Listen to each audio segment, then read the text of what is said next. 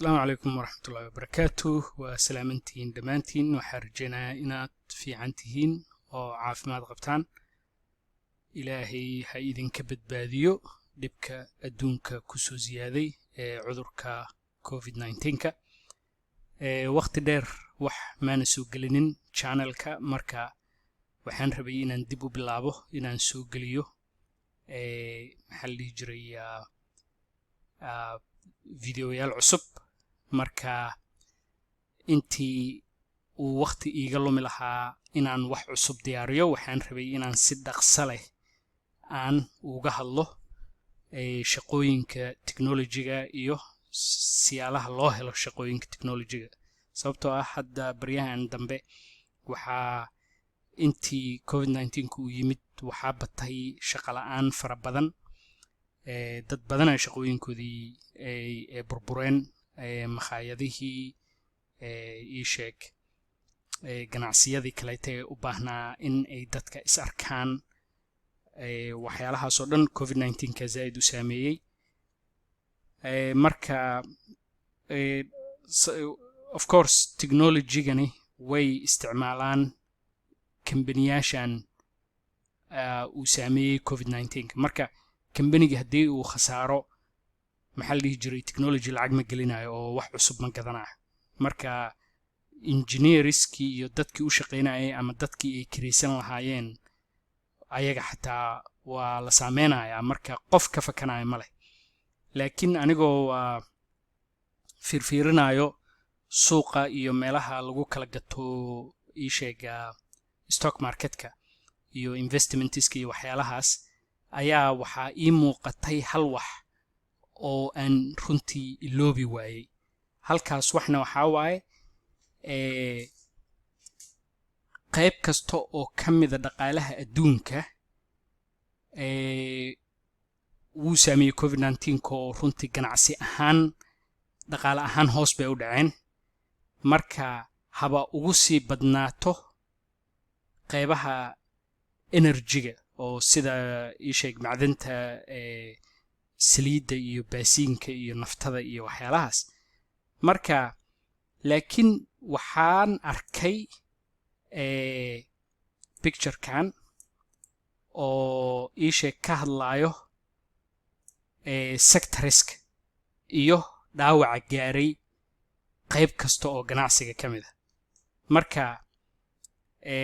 waa ujeedaa waxaan calaamadeeyey 12 bilood ee lasoo dhaafay sector-riskaas sidee wax u dhaceen waa 12 months 6 months 3 months 1 month iyo year to date waxaa waaye laga soo bilaabo January ilaa hadda marka waa 4 bilood maadaama bishii shanaad ay hadda bilow tahay laakiin kan 12 months kala soo dhaafuu sheegaya marka day kulligood waa gaduudan yihiin arag kulligood waa khasaareen 12 bilood ee lasoo dhaafay 12 bilood ee lasoo dhaafayna runtii xaalka ma xumeen khasaaraha runta ah wuxuu dhacay sheeg bishii saddexaad iyo maxal dhihi jiray bishii afraad Soomaa waa ujeedaa marka waa sanadkan gudihiisa 3 months arag 3 months damage ka dhacay intuu dhan yahay saddexdii bilood ee lasoo dhaafay laakiin haddaa fiirisid hoostan information technology day wax kastoo kale way khasaareen aanay ahayn information technology iyo caafimaadkana waxaa waaye isbitaaladii oo dhan busy bay noqdeen Soomaa oo ayagii baa loo baahan yahay marka ayaga way kobceen qalabka ay u baahan yihiin kambaniyasha gadanay waa ujeedaa nimankan waxay xisaabiyeen 1714 kambani 465 kamida bay xisaabsheen markaasna waxay dhaheen boqolkiiba 10 bay kor u kaceen maxal dhihi jiray 12 bilood ee lasoo dhaafay khasaare yar ay galeen and then kadib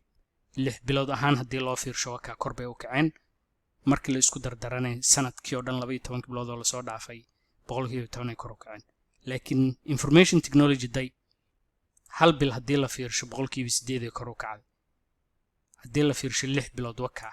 khasaaraha ay khasaartayne waa keer yahay kuwa kale badankood mithaal haddaa fiirisid dhaqaalaha bangiyada energy-ga kambaniyada saliidda industrials waa kuwa macdanta qoda iyo biraha iyo waxyaalahaas guryaha iyo qalabka dhismaha materials macnaha qalabka dhismaha iyo materialska loo baahan yahay communication serviceska waxyaalaha xiriirka iyo isgaarsiinta iyo consumerka dadka caadiga waxyaalaha gataan